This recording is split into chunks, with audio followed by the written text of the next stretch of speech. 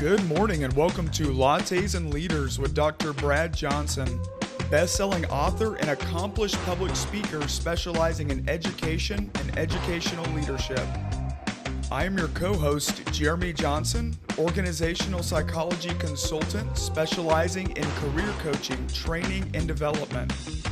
Meet us here each week to discuss topics in education and leadership and meet with some of the top education talent and thought partners from across the globe. So grab your latte, sit back, and enjoy a relaxed conversation that will leave you informed and encouraged. Good afternoon and welcome to Lattes and Leaders.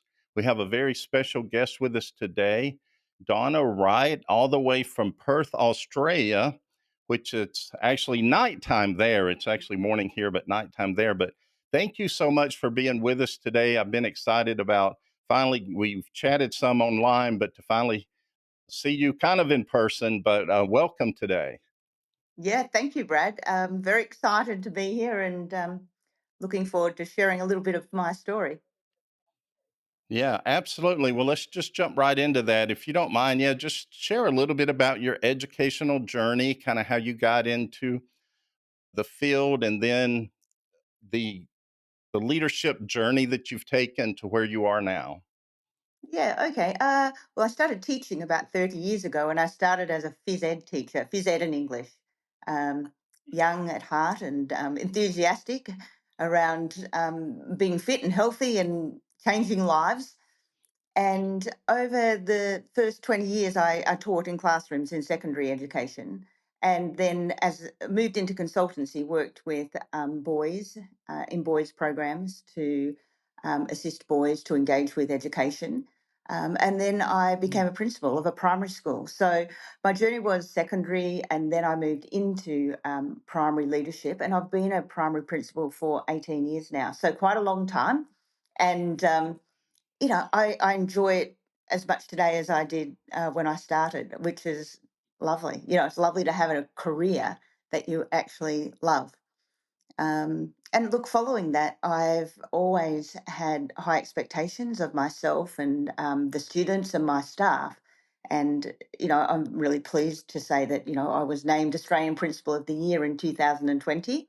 And that's a lovely accolade. I don't know that many people would be able to say that. So I'm very, very pleased with that outcome. But pleased because it has, teaching's a journey of your life. It's a passion. So, yeah, very excited. Oh, that's wonderful. Yeah, and congratulations on that. I know a lot of times we say it's not about accolades or whatever, but it is nice to be recognized when Hmm. you are accomplished and doing good work, regardless of our roles. We just it's just a human nature to want to be appreciated and that type of thing. So that is a wonderful award that really reflects, I think, all that you have accomplished and what you've done. So, what was there anything in particular or reason, or just you felt it was the natural progression to move to the next level of leadership? I think it was a natural progression, but I think most people, when they become proficient um, in their roles, whether that's teaching or any other role, it's nice to think that you might be able to have greater influence. And by becoming a principal, you have greater influence of your environment and what happens in your schools, and that's probably the reason why I decided to become a principal. I really wanted to make a difference. Mm. I think that's a good point to make. A lot of times people kind of have a negative view on teachers moving into leadership for some reason, but like, oh, they weren't good teachers or whatever. But the reality is, some of it's like you said, and I was very much the same way as you. I was like, okay, I'm making an impact with these students, but I can make a bigger impact if I'm able to influence the teachers that teach more students. And to me, that was kind of how I looked at it as well, as it was looking at the next level of influence that I was able to do. And And so mm, I was oh, going go to say, ahead. Brad, I think in our system, it is the best teachers that become the leaders. And although some teachers might look at those people at some point in time when there are decisions that they're unhappy with, they might say, "Oh, that's that person, they're suited to administration rather than teaching." To be promoted to become a principal, you actually have to be a top class educator, or you're never promoted to the position. So I think it's really important to understand that we're all part of that team, but principals have been teachers and they've been very good teachers and they understand the teaching profession, and their role becomes actually to support their teachers to become better teachers. So the classroom becomes not the children, but the adults that you work with. Yeah. And that's so true. And I think you're exactly right. I guess some, like you said, some will always, maybe be a little resentful, but moving to that role, you do. I think the best thing about it, having good teachers move into those roles, is they never forget what it was like to be a teacher, and so you're always empathetic towards them. And I liked how you said your focus then is on the teachers, because that's one of my beliefs is that if you, as a leader, it's not who's more important, but it's about your priority. And as a leader, your priority is your teachers, because if you take care of them and help them be successful, that they will take care of their students and help them be successful. Yeah, I agree completely. So my role is to empower my teachers to be best, the best they can be at their practice, and I've got to recognise them as future leaders. And I see my role as nurturing teachers so that they can nurture children. I like the point you just made about future leaders too, because I think it's important. One of my things is or leaders should be a talent scout, and so when you're able to see those teachers with that talent, or you see something in them to be able to move to that next level, to help them mentor them, or just give them opportunities or whatever, I think is so important too, so that you have the next generation of leaders that are coming up that are prepared to lead. And so I think that's a big part of leadership, and I'm glad you mentioned that, and that's something that you focus on as well. It's not just helping them be good teachers, but helping them develop into great leaders as well. Yeah, yeah. So our school motto is ever my best. And I have always led my school with that motto of for the students, ever my best. We want children to, achieve the best work that they can at whatever field that they choose. We want to offer breadth of opportunity. But really, what we also want is ever my best for the staff. And and from my perspective, ever my best from my school. So every year we reflect and we say, we did a great job at that activity, but what will we do next year? How will we improve upon it? Mm. And so I think if we're always about continuous improvement and doing our best as adults, then what great role models we will be for the children coming through. Mm. Good. Yeah. Good point. So you've been in it a while. What do you think are the maybe one or two top like attributes that you have, or strengths that you have, that you feel like have helped you be so successful? Because we know, I don't know how it is in Australia, but in the US, our principals typically have like a 3 or 4 year like life expectancy. I guess you would use the term professional expectancy. In our schools, that's about the average that they say. So to be able to sustain that long and be that effective, what do you think are the like one or two traits that you bring that you feel like have helped you be most successful? I think communication is everything, and relationships. Mm, And that's with any organization and successful business. If we're able to communicate with the people that we work with and the people that we serve, and we understand that we are serving our families, and it's a privilege, it's an absolute privilege for us to work with children, for families to hand over their children to us mm, for for hours at a time, more time often than they're going to be spending with their children themselves. If we look at that as a privilege, and an opportunity to help forge, future, the future, I suppose, with young children and early adolescents, then I think that that's very rewarding. And so I think complete optimism is where I think that I've Mm, got my longevity from. I'm optimistic that that the world is going to be a better place from the work that I do in my school with my teachers, and the children will benefit. And I feel that I find it rewarding because I feel that we're always helping families um, so that they can have the best opportunities for their children. So, how do you make sure that you maintain your enthusiasm for that? You've got to keep growing yourself. And so, I've done, multiple degrees as I've been working. I finished a law degree in the last 12 months. And what I really say is you've got to walk the talk. You've got to model it. You've got to model what you want from children, for families, and for your staff. And so I think it's a bit of a balance. It can't be your life. You've got to have a life outside of education, and you've got to find this really nice balance between actually, when I go to work, I'm actually going to enjoy myself. I'm going to mm. enjoy the people that I work with. I think that's so important because you hit on something very important about the amount of time that students spend in school. And if you think about it from about the age of 4 or 5 to about 17 or 18, pretty much most days they spend more time at school Mm. in their waking hours than they do at home. And so it really does need to be a place that they want to come to. But part of that is it needs to be a place that the adults want to come to as well.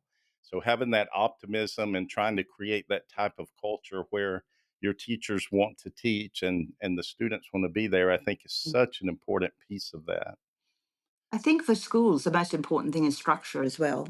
So we've got to have a very structured approach where everyone knows the expectations of what a school is and how it operates, and staff feel that they can trust the system, and families feel that they can trust the system. But we've got to have a really organised culture where there's expectations around behaviours. I think that, in today's age, often difficult behaviours of children and families, can put people off. But really, if you have a firm structure and policy that sits behind what you do and you're consistent, that's when you start to Mm. create an environment that's a very healthy environment. So you've mentioned parents a couple of times. How do you build that sense of community with the families in your community? Well, I think what you have to understand is that when they come to me, we share the values from when they arrive. When they've got 5-year-olds, and we're very clear on the values of the school, because we don't want to set families up with this belief that a school's going to do what it isn't able to do. So we're very clear on what are the school values and what are we able to provide parents. So I think if you're very clear and transparent from when they arrive, and that then you are friendly, you're professional in your approach, then parents actually have a good understanding of what the school's going to do for their child or can do, and what are the opportunities available to parents, and how do they communicate with you. So it's important actually to walk the talk. It's actually important to make sure that you're out talking with parents and actually listening to what their needs are. And and it's a stressful time raising children. I've got 3 of my own, quite stressful. And it's important you actually empathize with families because their lives are really busy. Mm. That's so true. Yeah, that empathy part I think is something we need to think about. But I think it's neat too that you talk about establishing, what we can do and what we can't do. Sometimes people may see that as negative, but that's probably the most important part so that they have realistic expectations for you and for the school. So and that's all part of the communication that you're talking about as well. And I really do too. I think that's probably the most important key is that if we keep the communication open with the parents, that really does help everybody feel like they're on the same team and working towards the same goals. And the thing is, Brad, we actually are on the same team. So that's the Right. truth. And so if we consider ourselves as teammates working together, there should be no time that we're in opposition, because we want the very best for the children, and so do the parents. So how do we work together to make sure that we're able to achieve that? And again, relationships are always complex. So there will be times when there's conflict, and we have to use those resolution skills that we've been trained, or whether we got it in our training or whether we've been trained over time with experience. We use those skills to actually resolve conflict in a in a way in which doesn't cause any further hardship for families. I think that's so important to be able to address the conflict. I think that's one thing in education. One of the books I wrote is talks about education is a personality trait called agreeableness, or it's a high agreeableness job, and teachers tend to be high in agreeableness. Part of that being highly agreeable is you don't really like conflict, and you're not really, you see it as bad, and so um, being able to handle conflict, like you said, is one of the most important keys. I think when we do run off the rails, as they say, or have issues, it's because we don't handle the conflict well. And the conflict in and of itself, how we handle it is whether it'll be good or bad. And so, like you said, having that training, understanding the process, and knowing that you have to deal with that conflict, I think is the most important piece. Instead of trying to avoid it, or just seeing it as bad and dreading it, it's seeing it as an opportunity to improve things. And oftentimes, when we handle conflict right, it does lead to positive resolutions. Yeah. And stronger relationships. And I think I mean, school isn't all about. I feel a little bit negative talking about those sort of issues, but when we talk about burnout, sometimes they're the issues that cause burnout for leaders. And they are, they're the critical times. I mean, we have lots of changes in curriculum, and we have lots of changes with technology. And, we've got to be really flexible as teachers and school leaders to be able to take on new initiatives, and sometimes older initiatives dressed up as new initiatives. So we have lots of initiatives and changes that we have with government change that we have to manage and work with.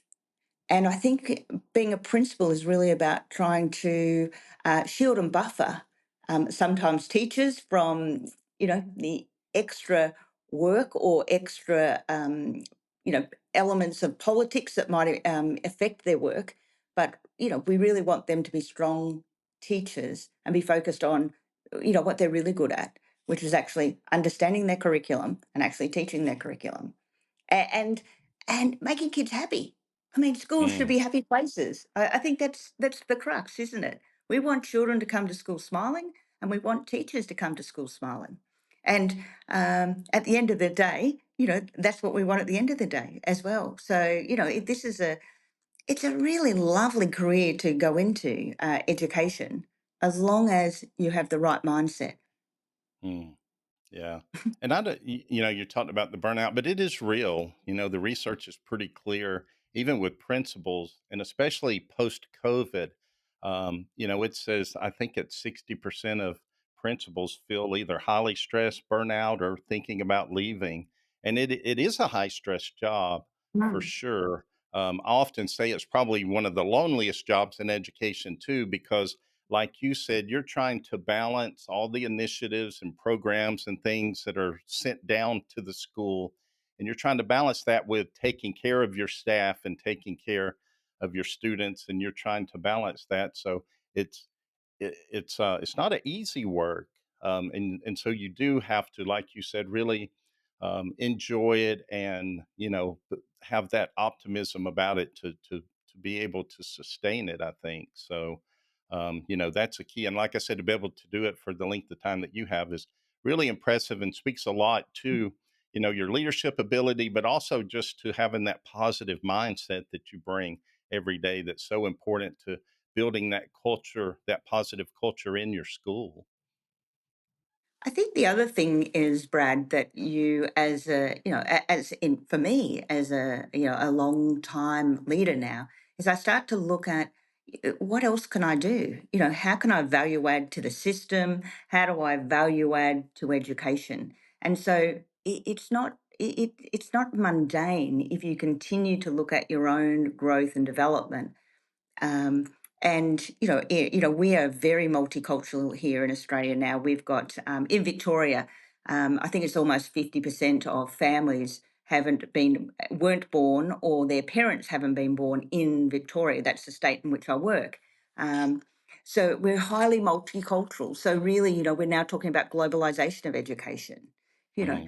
being able to meet the needs of diverse communities. And this is all new, but it's pretty exciting to be able to understand that education is not, it's not just about what happens in my school, in my state. You and I are talking where, we're across the world from each other. These are the things that COVID's brought. With all the negatives, COVID's actually opened up communication across the world. And we wouldn't be talking today if it hadn't. Right. Absolutely. I think that's a good point. I also have noticed that you do a lot of speaking internationally at conferences and different things. How has that helped you maybe evolve as a leader too? Well, I think that we are a we're a global community now, and so how do you have? And originally I said, how do you have influence? So when I first started teaching, you became a good teacher, which then you were promoted to a consultant, which may then have led to a principalship. But once you're a principal, where do you go from there?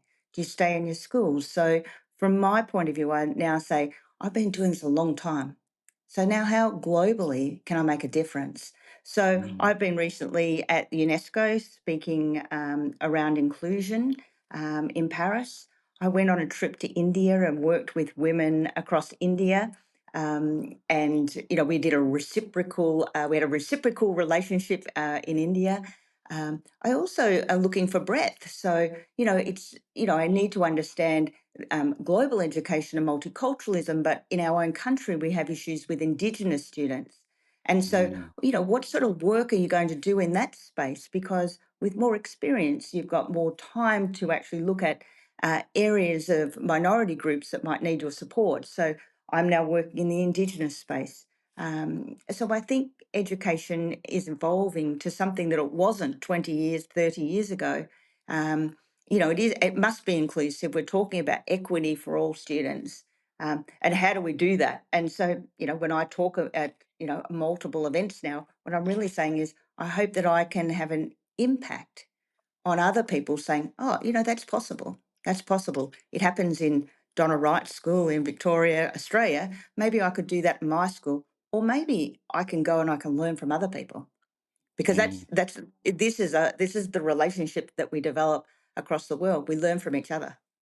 Yeah. Oh, absolutely. And that was really one of the reasons that I wanted to do this podcast was to bring all the perspectives from different leaders from different Mm, cultures and see the commonalities that we have, to see if there are differences or there's things that are being done that we can include. Because I'm like you, I've been fortunate to be able to travel to several countries and spend time there and kind of get into their culture, so to speak, not just as a tourist, but to really engage with people. And it just really brings to light, like you said, just the globalization that we need in education, because the world is so small now because of technology that we are interacting with people that we never would have, even probably 10 years ago, but especially 20 or mm, 30 years ago. But I think that brings so much to the table for us, like you said, to include and to experience and to share in education, to help students be more prepared for a global world. And so, I think that's an admirable thing that you're doing and being able to travel and speak and connect and maybe even mentor, like you said, mm. people in India and different places, to share and be a mentor to them as well. I think I look at our lives, and my life particularly, as very privileged. We are privileged, and I think we've got to walk in that privilege. But there's a responsibility also to be accountable Mm, um, for other people, because we are privileged. So how do we contribute to other people in their development? And I think that that's really important. I think you're in a very privileged nation as we are in Australia, and what are we doing for people who perhaps haven't had the same opportunities as us? Not through design, just by we're privileged often through um, just by our birthright. Right. Yeah, absolutely. That's so true. And I think sometimes we do take that for granted if we don't reflect on it and think about Mm, that and say, what can I do? Because, we've been blessed with so much. So how do we give back or share or help bring others along with us? yeah. Wonderful. When you think about um, education there and in Australia, has there been um, when you think of leadership in those positions, has there been do you see anything different or changed or something about leadership that has changed to be more effective? I don't know if I'm wording that exactly right, but I think it seems more complex now. It seems much more complex.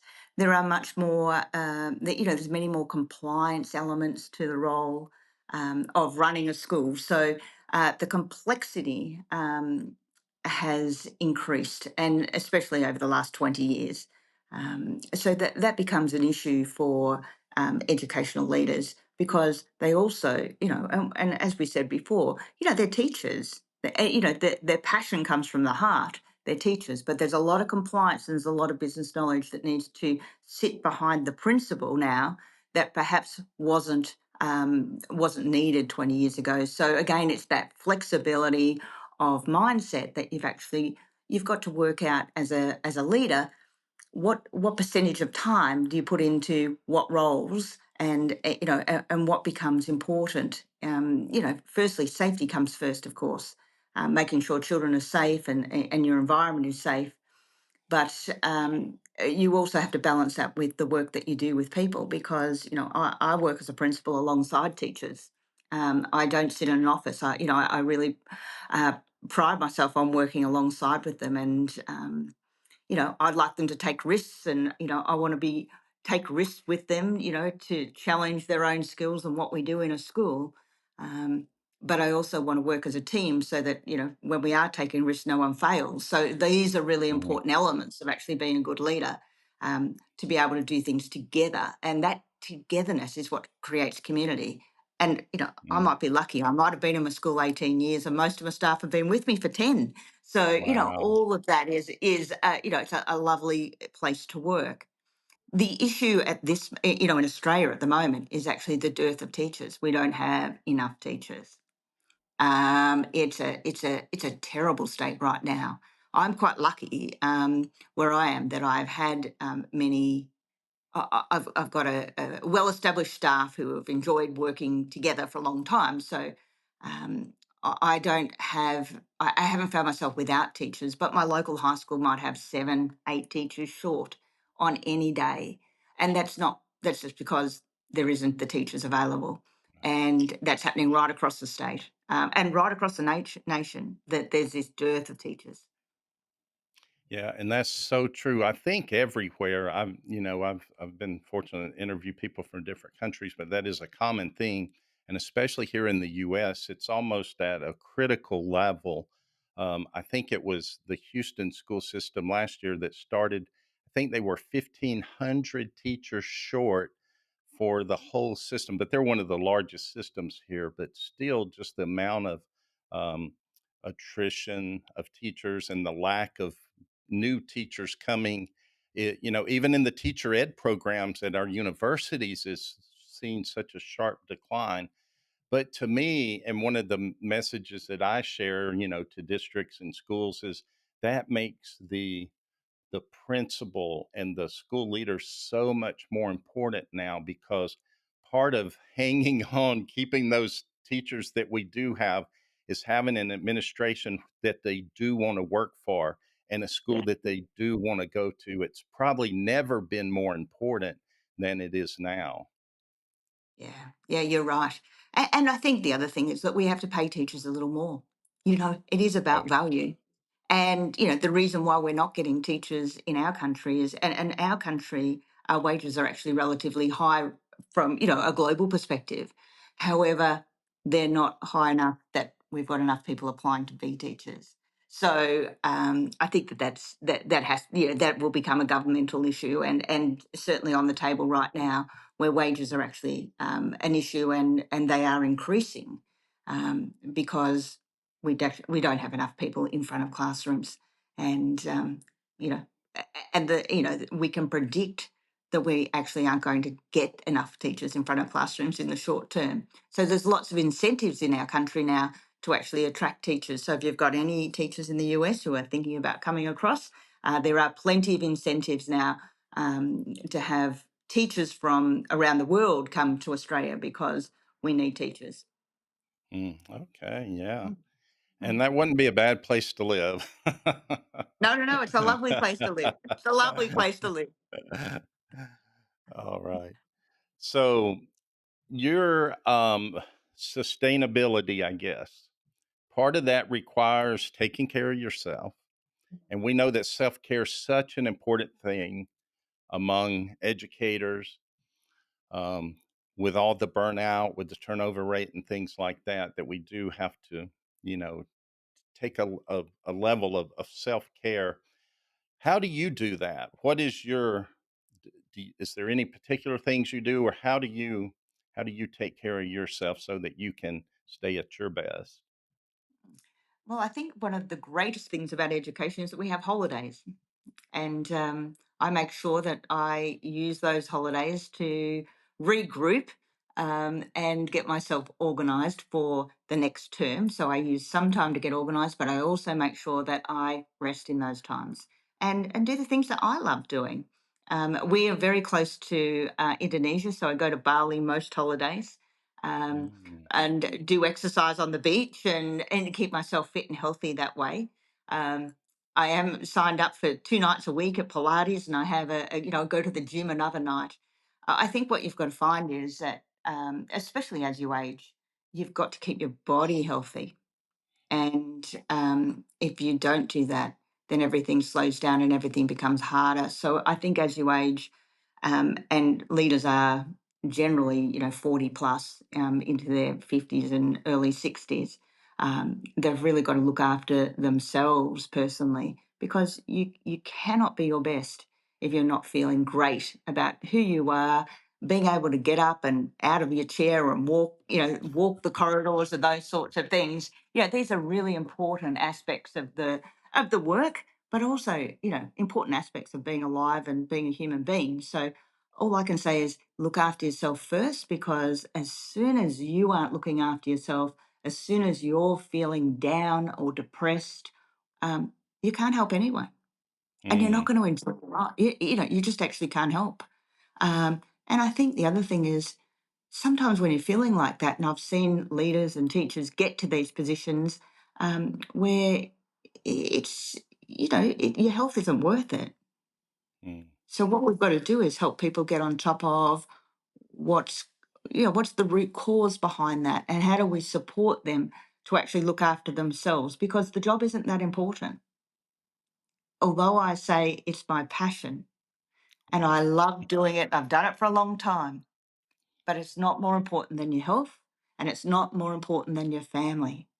Mm, And I think that the family is important.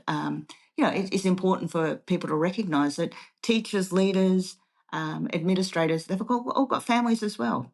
And so what we have to do is we've got to prioritise our families around our work.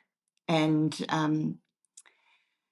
it, like I said, it's not easy, but these are the important things. We've got to look after ourselves so that we can look after other people. yeah.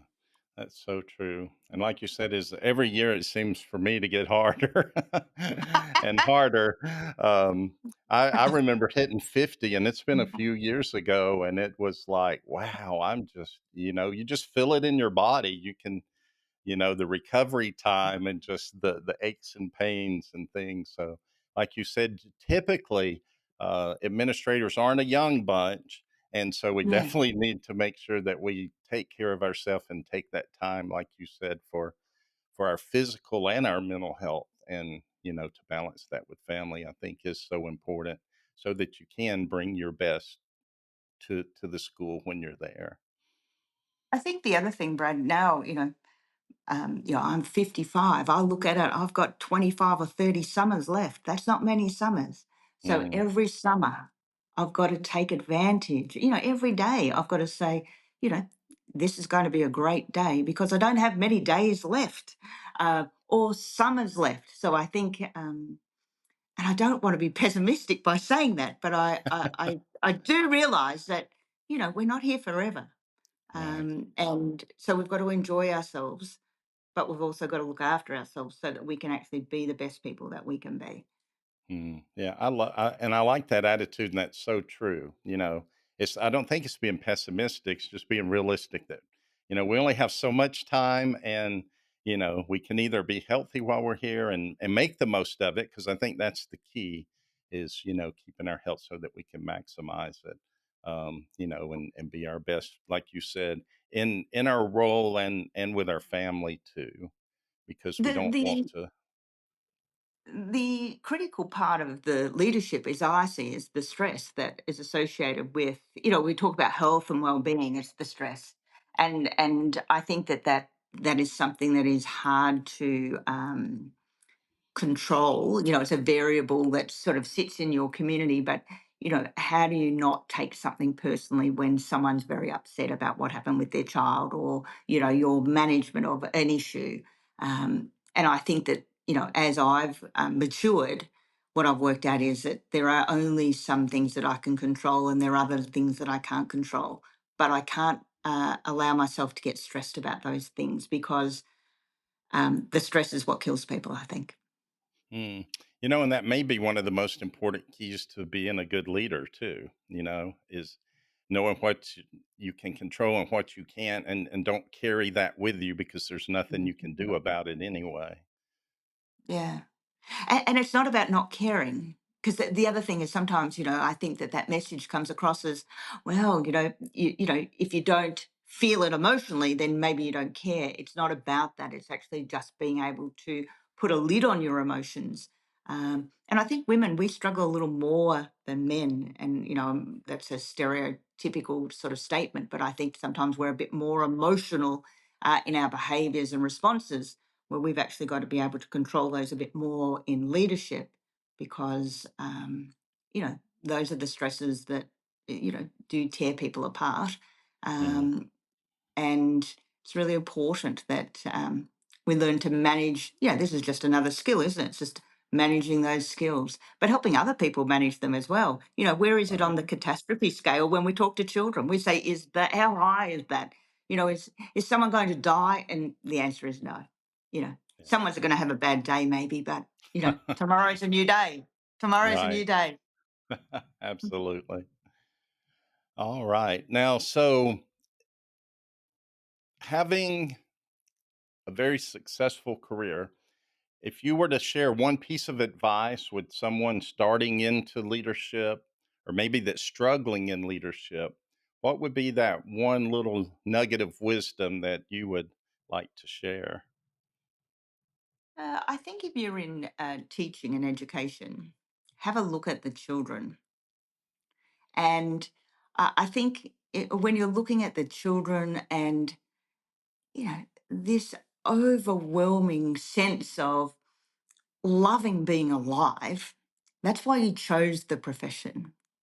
You chose the profession because you like children.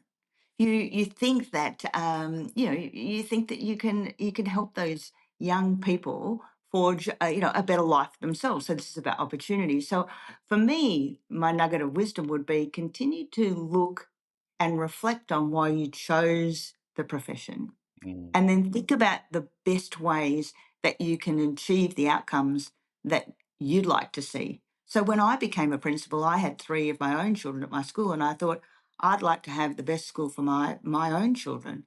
And so what mm, I did is I tried to develop a school that was meeting those high expectations as I do as a mother, and as a father. I would hope that you would do that in education as well. We want the the highest opportunity available to our children. We want the best teachers for our children. And I think if you keep that goal in mind, then, you'll sustain, as long as you're flexible, you'll be able to sustain the distance. Yeah. I think that you've mentioned flexibility a couple of times, and I think that may be, a very important trait even more now than before because we're in constant change and with technology. And, I think you really do have to be flexible.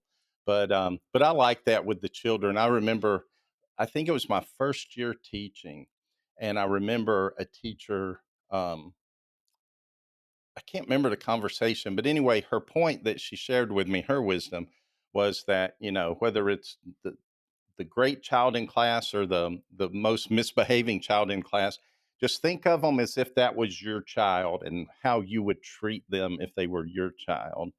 And, that really does make you, you know, have a little more patience and a little more caring, those types of things, empathy that we need to help them. Because I always say children, they're trying to figure out life too, and sometimes they don't make good decisions. But if we can show them that we care about them and love them and support them, hopefully we can help them become the person that they're meant to be. So that's a Yeah. powerful message and I think that's so true, to keep that in mind, and it'll help you, always focused on the right thing. Mm. So this is called Lattes and Leaders. So before we leave, what is your favorite hot beverage of choice? Mm. I like a mocha. I just going, what? It's a coffee that has a little bit of chocolate in it. Yeah. So it sweetens it. Yes. Now, do you have like a Starbucks or anything there? What do y'all have, a certain coffee shops, a chain, or We do have chains. Gloria Jeans is a chain. I'm not sure if you have okay. Gloria Jeans. Um, but nearly every street corner has a coffee shop now. I Right. think Oh, right. coffee shops took over from cigarette smoking. That 30 years ago, people went and had a cigarette. Now they go and have a coffee, which is much better for everyone's health. Um, Right. but I've enjoyed my coffee tonight. All right. Well, thank you so much for being on. I was excited to meet you and share your story. Like I said, I see so much that you're doing now beyond just the walls of your school, but impacting the community and the world community as you, work with international conferences and speaking and things like that. So I was excited for you to share your story and your journey, and I think that you shared so much wisdom for leaders to think about and to take in and to even implement. So thank you for your time. Appreciate it. Thanks, Brad. Good to meet you.